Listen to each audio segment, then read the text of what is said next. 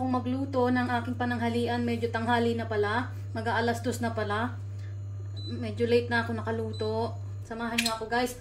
Magluluto tayo ng sarsyadong tilapia. Una ilagay muna natin ang ating, mag-isa muna tayo, ilagay natin ang bawang. Mukhang napadami at ang mantika ko Kaya mo na. Hindi sa ang bawang. Alas 2 na pala, my God. Nakalimutan ko ang oras Ay, sunod na natin ang ating sibuyas. Anyway, hindi naman matagal tong hindi naman matagal tong lutuin. Madali lang kasi na naman yun naprito na naman yung tilapia, so hindi na siya matagal baling lutuin. At saka ko naman, naluto na yung kanin ko, so may kakain na rin tayo. Hindi pa rin naman kasi ako nagugutom kanina, kaya hindi ako nagluto. Tsaka si Isabella kasi, hindi ako magka-video pagka gising. So, ngayon tulog na. Ngayon pala ako nakapagluto. Isunod na natin ang ating kamatis. Ayan. Lutuin lang natin ng konti ang ating kamatis.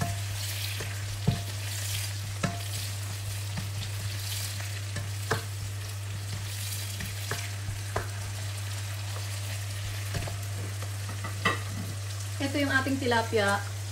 Siya, 2 piraso, hinati ko sa 2. Ayan. Tapos, 3 itlog, yung ihahalo ko, 3 itlog, binati ko na.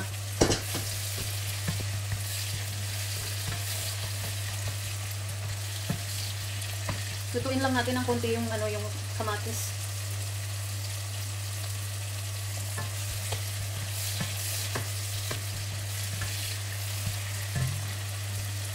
Dapat kasi prito lang siya. Hindi ko alam kung ano lulutuin ko ngayon Kaya lang meron akong mga kamatis na sa ref. So, kaya na lang ilagay ko sa siyalo tapos mag-itlog. Okay.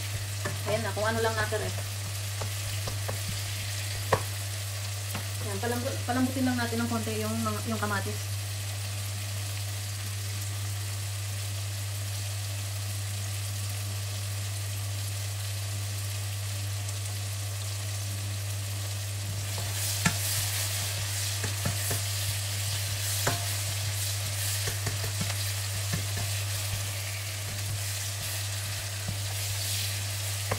Ayan, malapit-lapit na. Yung kamatis kasi hindi masyadong hinog kaya.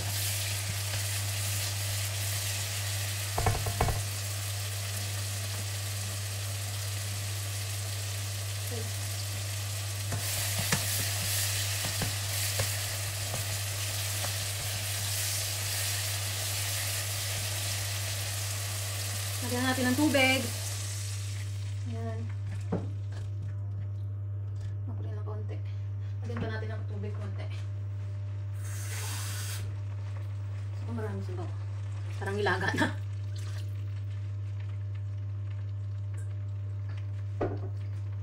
Nakasan natin ang apoy para mabilis na. Ayan. Timplahan na natin ng paminta. Lagyan na natin paminta. Medyo madilim ba? Ayan. Hindi ko naman lumabas. Buksan ko ang ilaw. Ayan, lumiwanag ba? Ayun, lumiwanag na konti. Lagyan natin ng konting magic sarap. Lagyan natin ng konting magic sarap.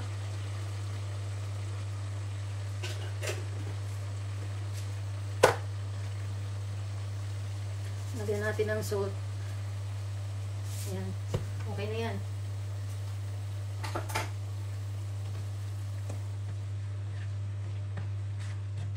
Pakuluin lang natin ng bahagya yung tubig para pwede na natin ilagay yung ating tilapia.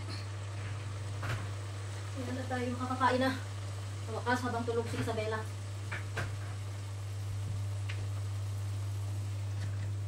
Pwede na rin ilagay yung Maya. Pakulong ko ito konti. Tikman nga natin kung tama na.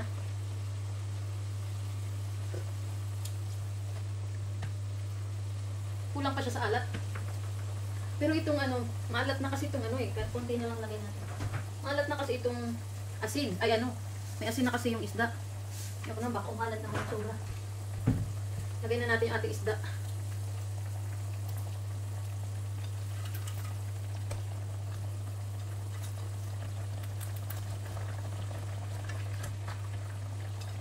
Maliliit lang naman yung isda kaya dinalawa ko na. O diba, malapit na yan maluto.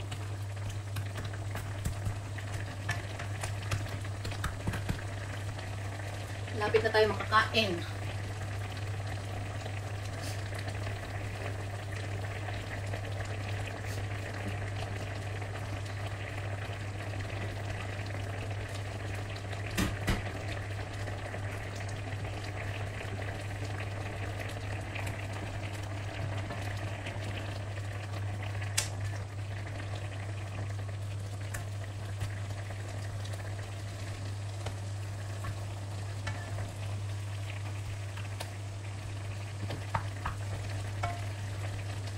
Konting kulo na lang.